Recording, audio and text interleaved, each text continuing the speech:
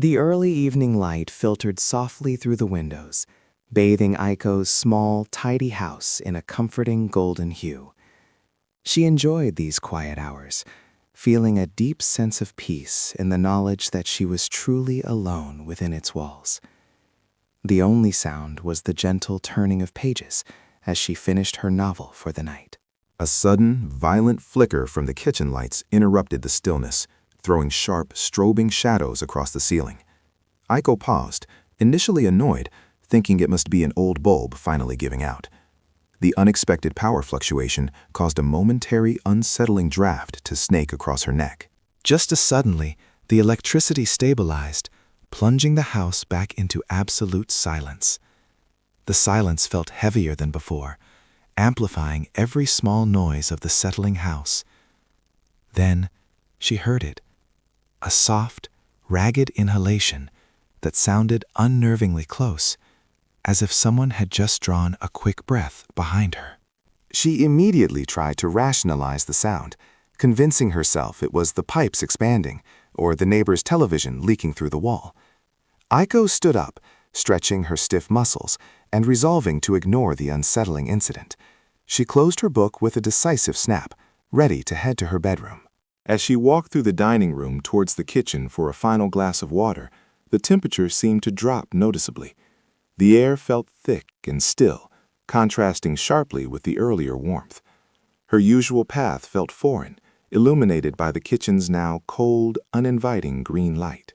She had just reached the counter when the sound returned, no longer soft, but deep and guttural. This heavy, rhythmic breathing was incredibly close now, resonating against the silence of the room. It sounded labored, like a large creature struggling to catch its wind. Panic surged through her veins, causing her to spin around quickly, knocking a bottle of vitamins off the counter with a clatter. She scanned the empty space desperately, searching for any sign of movement or intrusion. There was nothing, just the familiar, mundane layout of her own home. Despite seeing nothing, the feeling of not alone was overwhelming, pressing against her sanity. She abandoned her glass of water instantly, deciding the kitchen was too exposed and vulnerable. Aiko turned and fled silently towards the relative safety of her locked bedroom. She skidded to a halt outside her bedroom door, breathing heavily, trying to calm her racing heart. Aiko reached out for the knob, finding the brass surprisingly cold beneath her fingertips. Before entering, she threw a final, fearful glance down the now pitch-black corridor behind her. Slamming the door shut, Aiko immediately twisted the deadbolt home with a loud, reassuring metallic thunk. She leaned her forehead against the cool, solid wood, trying to regulate her erratic breathing. For a brief moment, the barrier offered a fragile sense of security. The fragile peace was shattered instantly by a sound that wasn't breath, but weight. She heard a distinct, heavy creak of the old floorboards just outside her door, confirming that something substantial was standing there. It was listening, patiently, waiting for her next move. Terrified beyond reason, Aiko scrambled backwards across the floor to her bed. She pulled the thick duvet up and entirely over her head, creating a pathetic, temporary barrier against the unknown entity. She was shaking so violently that the mattress vibrated beneath her. The silence that followed was agonizing, worse than any sound, suggesting a predator had settled in to wait. Aiko remained completely still beneath the fabric, listening with every nerve ending she possessed. She felt the unmistakable, paralyzing sensation of being intently watched, even through the wooden door and the blankets. The protracted silence was violently broken by a sudden, harsh screech of metal on wood, followed by a vicious, scraping sound. It was the sound of something sharp and powerful repeatedly digging into the doorframe right next to the lock. The barrier she relied on was actively being tested. The noise ceased as abruptly as it began, plunging the room back into silent dread. Compelled by a terrible, paralyzing curiosity, Aiko slowly began to lower the heavy duvet.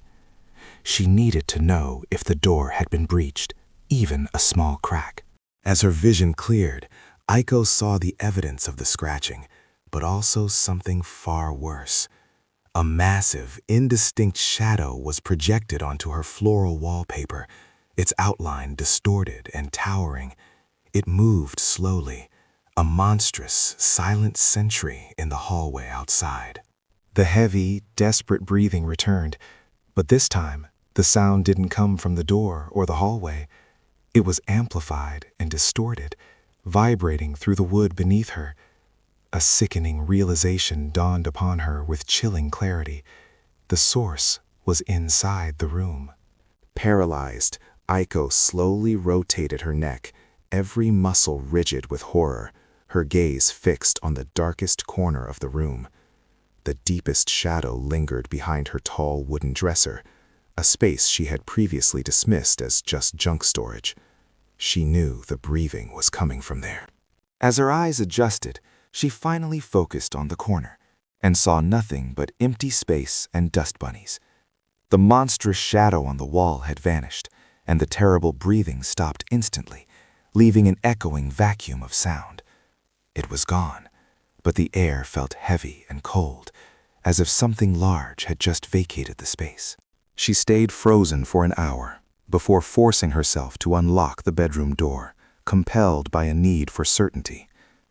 The hallway was brightly lit, utterly silent, and completely empty. It looked exactly as it always did. However, near the bottom of her doorframe, imprinted clearly in the soft carpet, was the unmistakable, dark outline of a massive, heavy shoe print.